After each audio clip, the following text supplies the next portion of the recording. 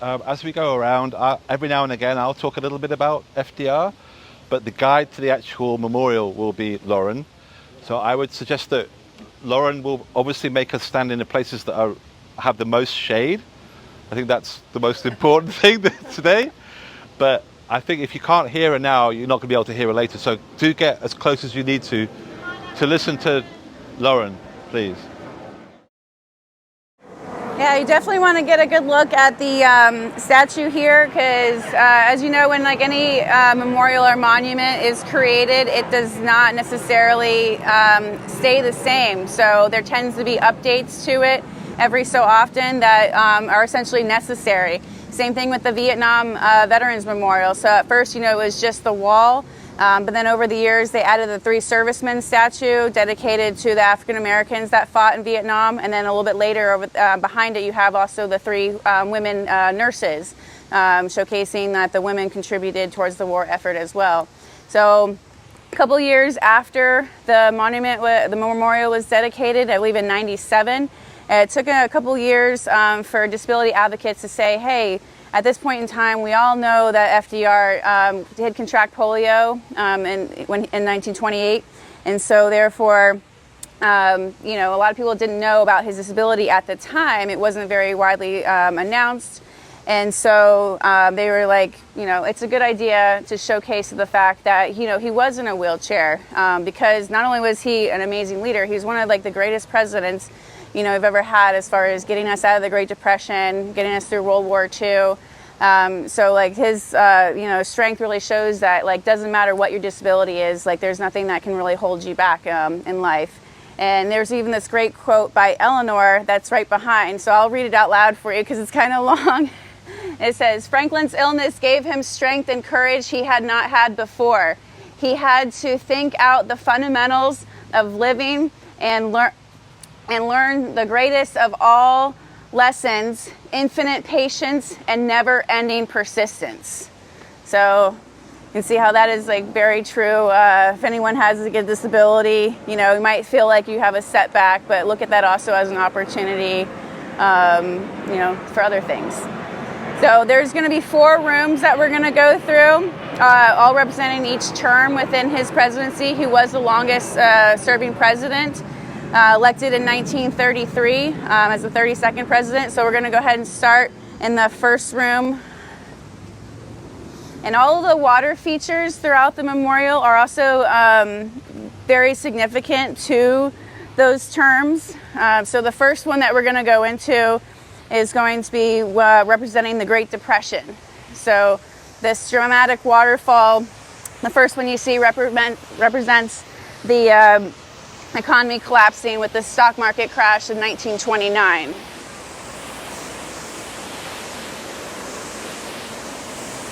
And I also like to point out some of the quotes. Make sure you read some of the things on the wall because this is part of his inauguration speech where he says we have a rendezvous with destiny. And of course he would go on to make that great speech that we have nothing to fear but fear itself.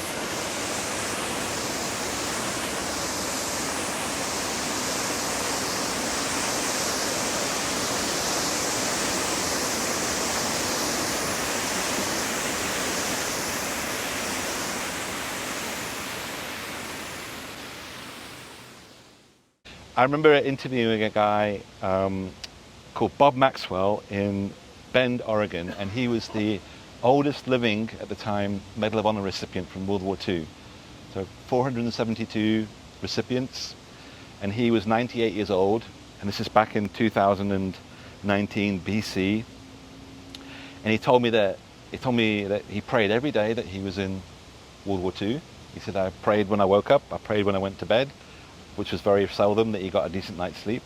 And he mumbled prayers all the time. And then I asked him about his background, and he said, I grew up in Nebraska in the 1930s.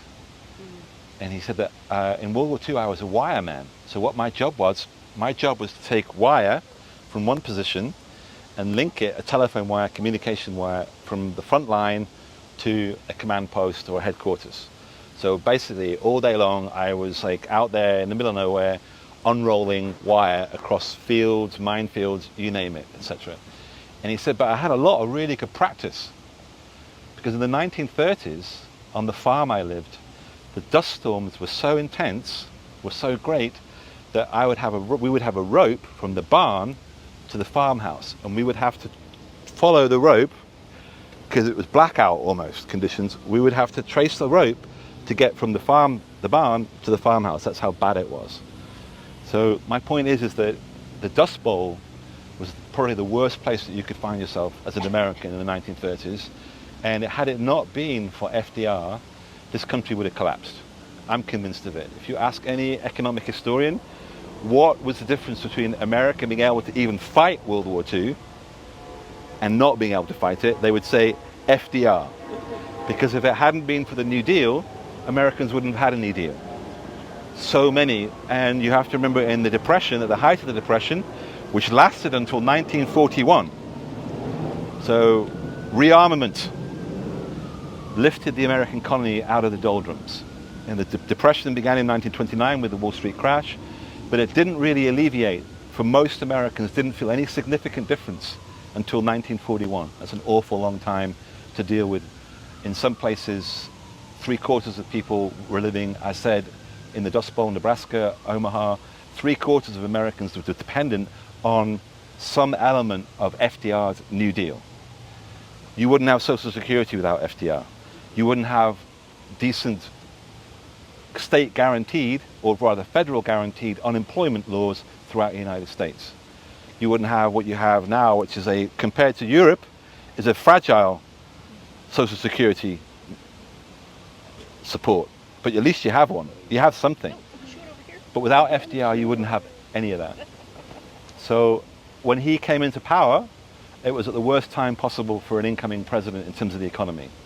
And he had his famous first 100 days, and the first 100 days were about saving the American economy and breakdown of American society.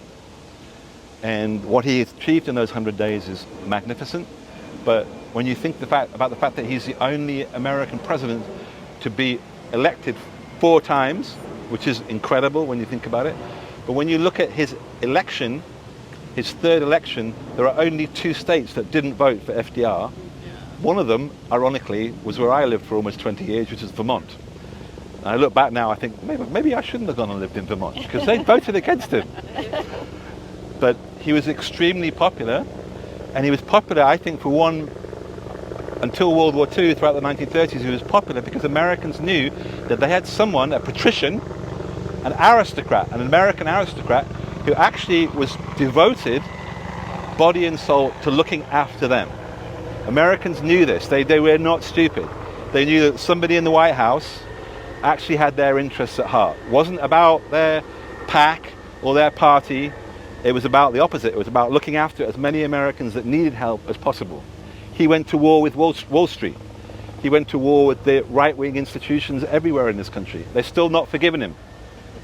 There are elements in this country that want to repeal what he achieved, which is the New Deal. And it was an amazing deal if you happen to be an average American.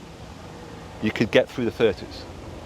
So I think that it's worth remembering that he was not only an aristocrat that went against his own class, a traitor to his class he was called, but he also saved the American people from a fate which was unimaginable, and therefore prepared Americans to go through yet another ordeal, which was national survival in World War II. And he did it from a wheelchair. But in 1921, he never was able to stand unaided. Correct. Yep. And there's a beautiful picture that I saw recently. It was really gorgeous. 2 beautiful pictures I saw of FDR that I love most. Churchill isn't in them. And one of them is on a sailing boat because he loved to sail. And he's wearing this gorgeous cardigan, like wool cardigan. I said to my girlfriend, can you get me that for Christmas? I love that. He looked so cool.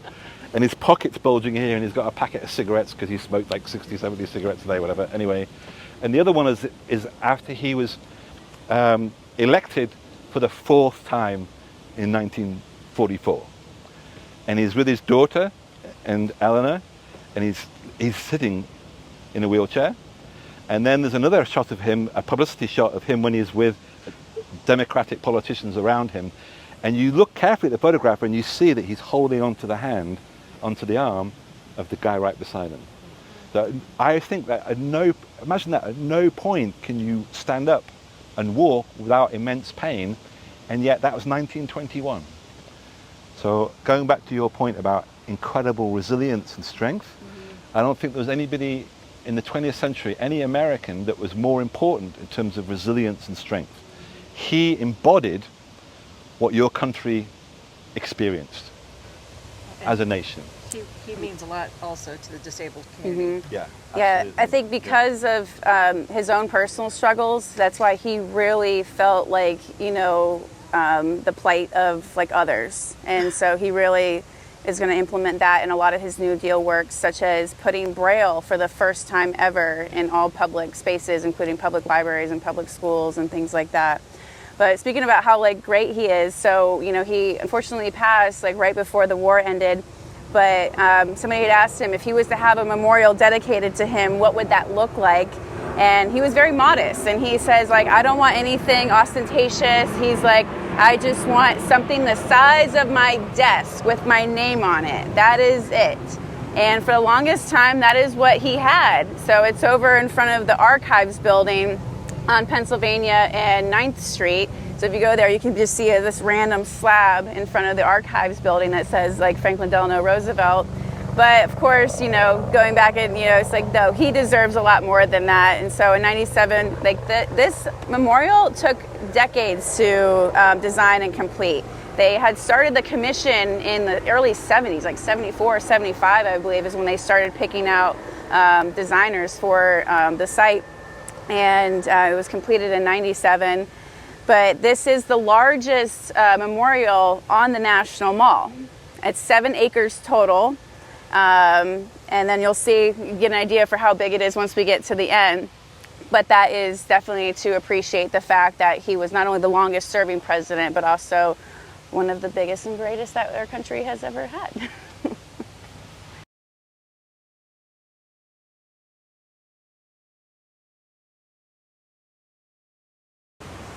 So FDR was one of the first presidents to really utilize the radio as a form of communication and really reaching out to the American people to inspire hope and to let him know, he's like, I see your struggles, trust me, I have a plan. And he would actually go out and say, this is my plan, this is what we're doing, and this is like, the actions that we're taking to help resolve some of these big issues. And so a lot of people would tune in to listen to what they called his fireside chats.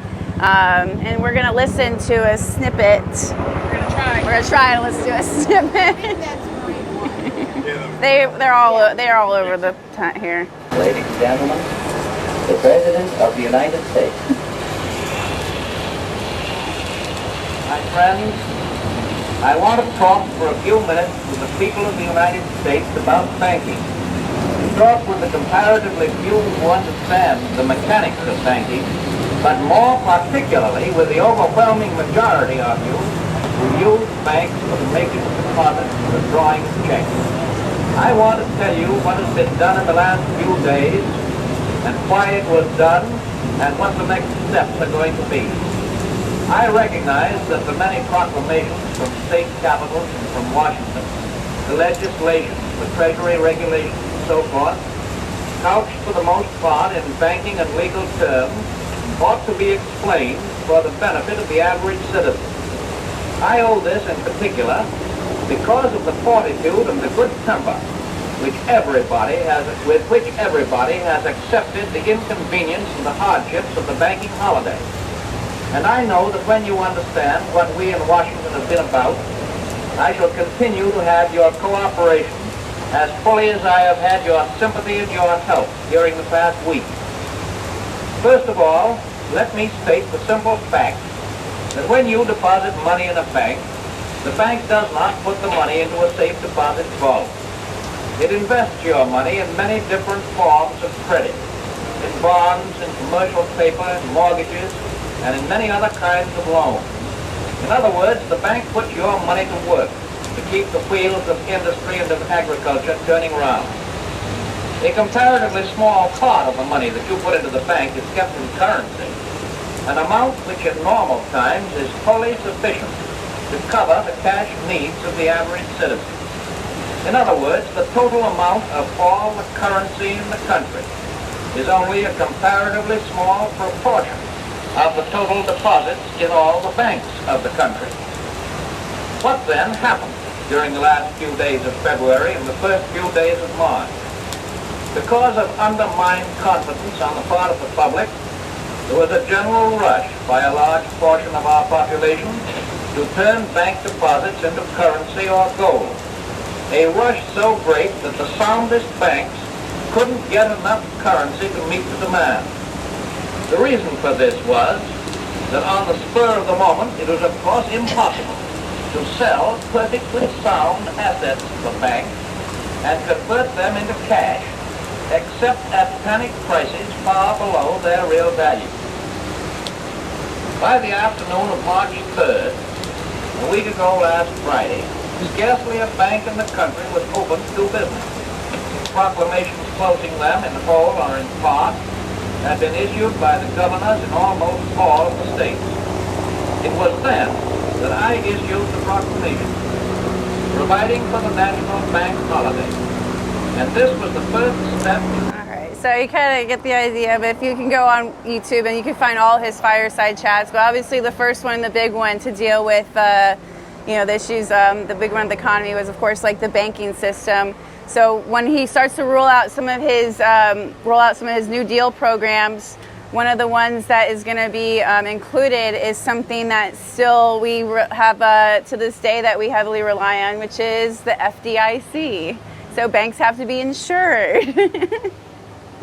So we're going to head. So for these statues.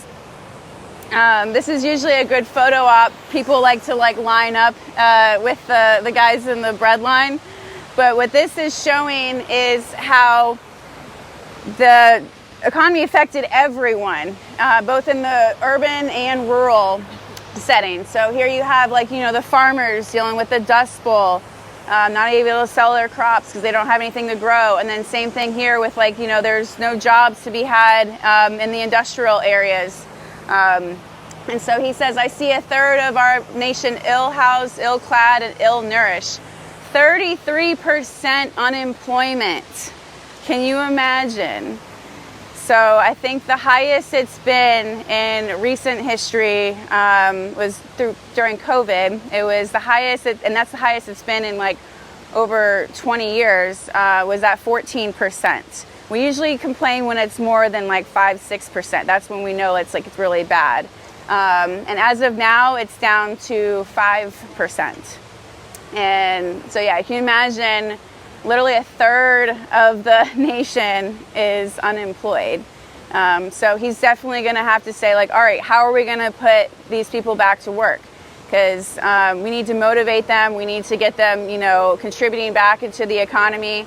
And so that's what he's essentially going to do.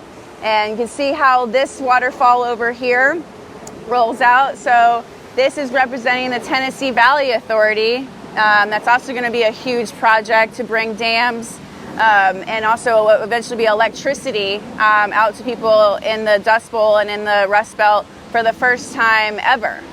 And so we're going to point out some of the other programs that he had on the wall.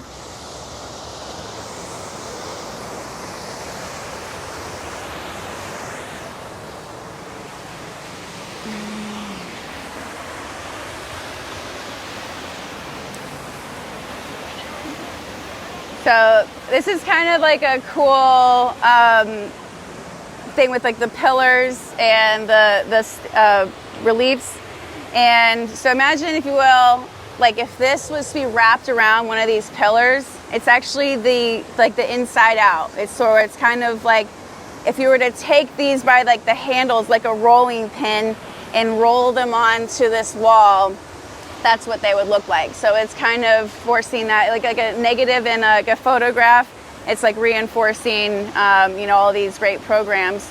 And so he's going to put a lot of people back to work. One of the big organizations that was super popular during the New Deal was the CCC, which was the Civilian Conservation Corps. And so this is going to put a lot of young men to work building campgrounds, roads, bridges, you name it. There's going to be all kinds of infrastructure projects that were done. And so not only putting these young men to work, they were also living in the housing that they had on site. And I actually stayed at one of the CCC cabins when I went to the fire academy at Prince William Forest, and it was awesome. Like, it was still intact. It was still in really good shape. But yeah, all of these projects were great for these people because not only were they earning income, they were being provided with like food and housing, so they were able to send that income to their families. And so there's a handful of other projects, including the Federal Art Project. So he's going to put artists to work. He's going to put painters and sculptors and all these other people to big, like there's like beautification projects in various cities. Same thing in like public libraries. Where else? We talked about the FDIC. We had the Music Project, the Farm Securities Administration. I mean, you name it. There is like, the list goes on and on. There was over 24 programs throughout the New Deal that are going to be instrumental to getting this country back to work and, all good. And so you'll see, like, these represent the faces as well as, like, the hands and the people that it took to achieve these big projects. And then what's the one over here? This one I get a kick out of because it looks like a bunch of people, men putting on makeup. What do you think this represents? The theater, yep. So he, like I said, he's going to put a lot of people back to work, including people whose job it was like to entertainment. He's like, we need all walks of life, like not just people who are like plumbers, electricians, farmers, and this and that. He's like, we need to put everyone back to work, even those like, with like a more creative background. So yeah, you'll have like architects, sculptors. Let's see, all of these things represented on these panels. Less lofty, the sidewalk in front of my house has a stamp on it from the WPA. Really? That's awesome.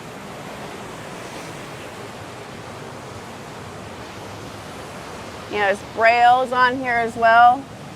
That was one of the first things he also did, is make sure that that was accessible to everyone. Yeah, I was going to say, I like that the braille is. Mm-hmm. Yeah. Yeah, also, when it comes to the CCC, that's why I really like this quote. More important than the material gains, it'll be the moral and spiritual value. Because that's the other thing. When you contribute towards something, your morale goes up. And so that was also a big deal, was to make sure that we kept the people's spirits up as well. Because when you're out of a job, you're low, you're depressed, you're like, you feel like, you're not providing towards, something. Whereas like, Patriotism too, because people were contributing to Exactly. Actually, someone was making a point. You were making a point. It was a really good point. Could you repeat your question? Yeah, I had read somewhere that like when World War II broke out and the guys joined the Army or the Navy or whatever, the first thing the government had to do was fatten them up because they were so malnourished because of the Depression. And so I was asking Alex if he had a stat in his brain as to what percentage were actually malnourished, because it was quite a bit. Yeah. I just don't know what. And it was a problem, but it wasn't so much of a concern as the war went on. The standards went down. But one of the biggest challenges that the US Army in particular had was the state of people's teeth.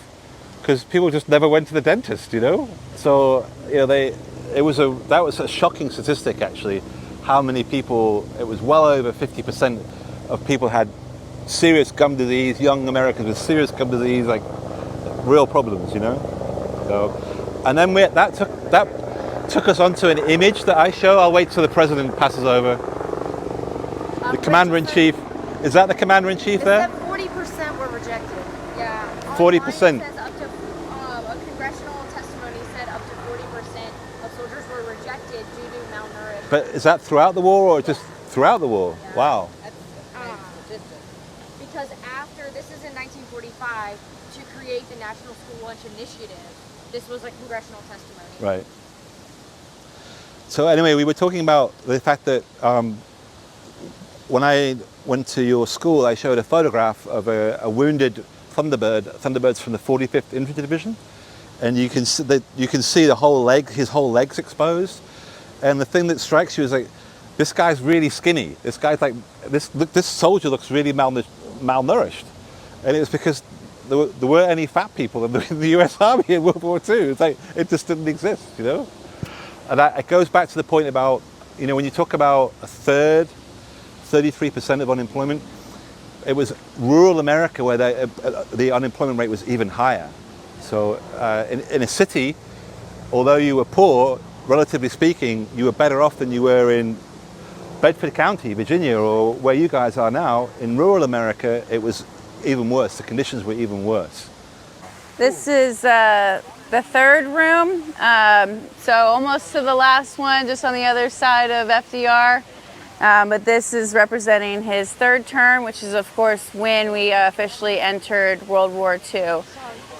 So what these blocks represent is basically like the destruction and chaos of war. And then we'll go talk about the statue over by Fala with his companion.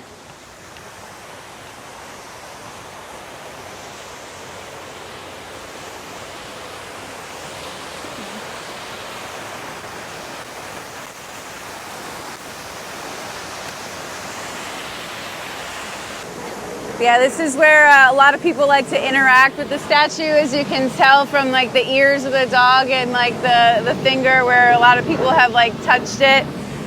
This particular statue is based off this photo that was at the Yalta conference. So you see he's sitting next to Churchill and Stalin. And so there's one thing that, if you notice in the picture, that they decide to omit from between his two fingers. Can you see what that is? A cigarette, yeah. So the artist decides to take that out. But here we have Fala, who's also, there's a cute picture of him with his beloved pal. It was actually a gift from his, not Eleanor, but another lady. Yeah. Say good friend, yeah, good friend. But yeah, and that's another reason why this memorial is very dog friendly. It's one of the few memorials within the mall that we're like, dogs are welcome here, because this is what FDR would have wanted, because he brought Fala pretty much everywhere he could. So now we're gonna go around the corner to see the Eleanor statue. But one of the things that I did remember that they updated was they also, you have to go behind the scenes though, but they did add wheels to the back of this chair. So the other thing, pretty much like talking about the fact that, you know, he was in a wheelchair. So you can kind of see, they're tiny, but they're there.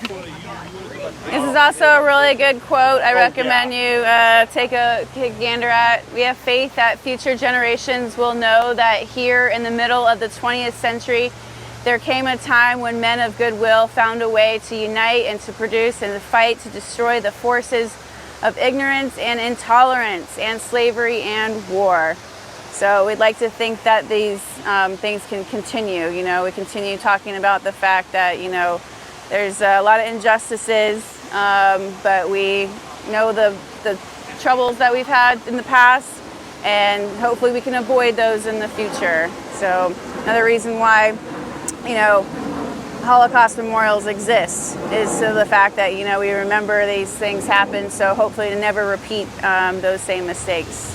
So I read when they were designing the memorial that the pot marking and the imperfections are to represent the destruction of war. Yes. Is that right? Yes. So it's funny, I read a story about like when they were actually coming up with the idea for the fourth room, or third room, that they had several designers, and it was like all the like collaboration, because they had different sculptors, different architects, and they're going through like the model of like the layout, and apparently there was a disagreement amongst some of the artists and some of the designers, and one of the guys, like, they get in a like heated argument, and he slams his like fist on the table, and like the little blocks that they had went like all over like Legos, and then all of a sudden they all go, oh, that's it. And so yeah, like that's why like the rocks scattered where they were is their interpretation of essentially like, you know, showing the destruction of war, and then same thing with like the waterfall, how it's projecting out of different rocks in different areas also shows the fact that, you know, it's like very chaotic. Right. Remember the victory medal from the World War II Memorial? You saw that it was the goddess of war stepping on the enemy's shield with the broken sword with the sun coming up behind. It was very different compared to the World War I medal, where it was goddess of war riding the horse with the sword up in the air wearing the enemy's shield. Because World War II is supposed to be what? The war to end all wars, which is why the enemy's sword was broken and she was standing on the helmet with the sun coming up, issuing the dawning of a new day. There was one water feature that's not working, and of course it's like one of the easier ones, which is just it's supposed to be still water. So this is representing the funeral procession after he passed. I love all these quotes. It's hard to pick a favorite. They're all so impactful.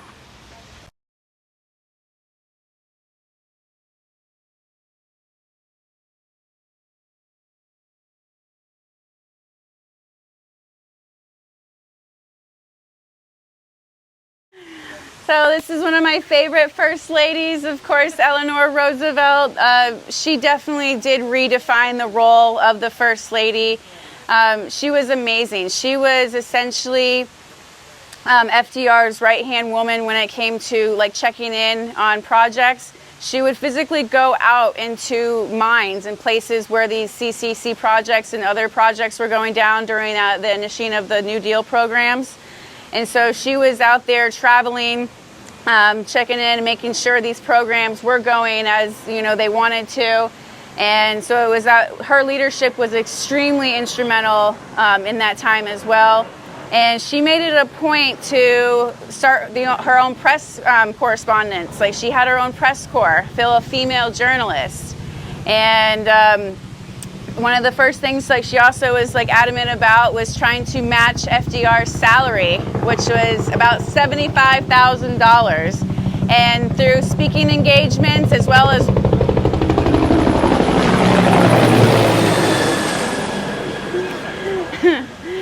well as writing for various columns. She also had her own newspaper, or her own column in a newspaper. She was able to match his salary, and what did she do with all of that income? She donated it. She donated a majority of it to charity. But she would become the first ambassador for the United Nations from 49 to 56, I believe. And then during JFK's administration, she would also be the woman who would start the Commission on the Status of Women. Her and FDR, like I said, they were pretty much a very important partnership. He very much relied on her because she was the one that was going out and traveling and speaking to the people. And there was one thing that they had a huge disagreement on. And Alex, do you know what that was? No. You would think. You would think. No. Yes. Yep.